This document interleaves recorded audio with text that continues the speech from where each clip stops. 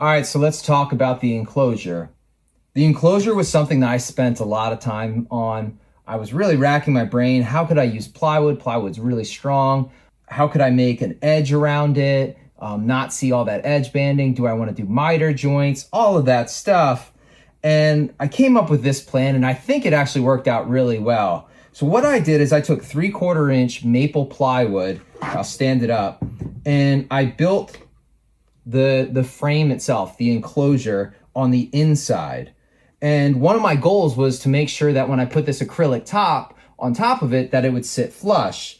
I could do some different kinds of joints in there, use a table saw, all that. But when you're dealing with plywood, if you start using some different, let's say rabbet joints, I think that's what they're called. Anyway, if I start cutting that off, this front was going to be incredibly weak. So I didn't want to do that. Plus, I wanted to have something where I wouldn't see the actual bands of the plywood. So I wrapped it in MDF. And all I did on the inside, as you can see here, is I actually have some pocket hole joints or some pocket holes here to fasten it. I have it glued and screwed to really make sure that it stays in place. And then I wrapped it in the MDF. On the top, I have a 1/8 lip going around, and on the bottom I had a 1/4 inch lip because I actually used 1/4 inch acrylic on the bottom.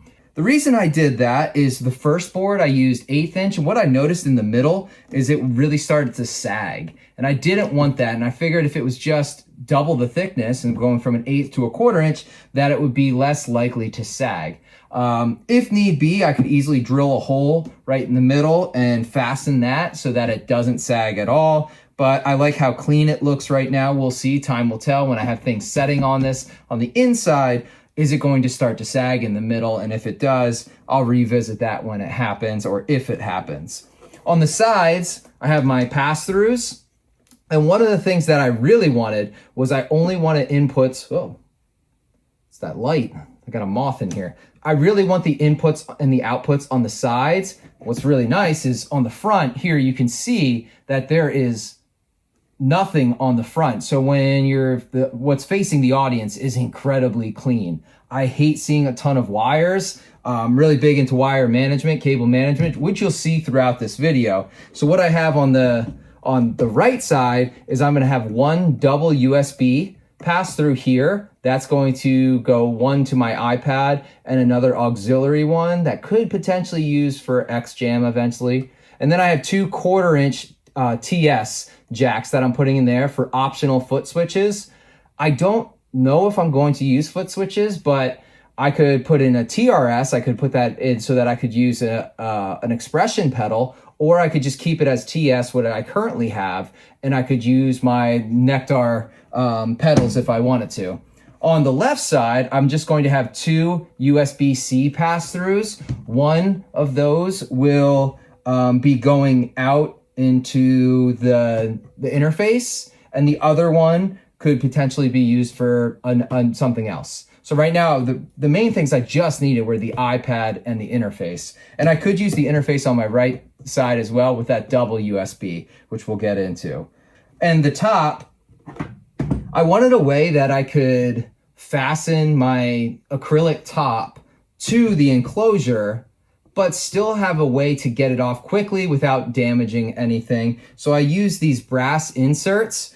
I believe they're 3/8. Yeah, I had to drill a 3/8 inch hole in there to put the insert, and then I'm able to use these bolts with the hex on the top. So all I have to do is keep this in this little hex key, this Allen wrench. I can keep that in my gig bag. If I ever need to take this off, you know, I have the ability to do that without any tools. The real thing I want to get is, unfortunately, the company I bought these from, they don't tell you what the exact size, but I would love to get an attachment. I take this out to every gig just in case. I'd love to get an attachment for that for quickness. So those inserts at the top are key. You know, I was thinking Velcro, all that stuff, that gets really messy. These inserts make it clean, they make it quick, and I won't damage the wood because this is plywood. If I use traditional screws, eventually it's gonna wear out, it's gonna strip, and then I'm gonna be left with a corner of my top not really fastened in there. So I wanted something that was going to last and be durable. And that's what I got here with the inserts. All right, so enough about the enclosure. Let's move on to the actual acrylic top.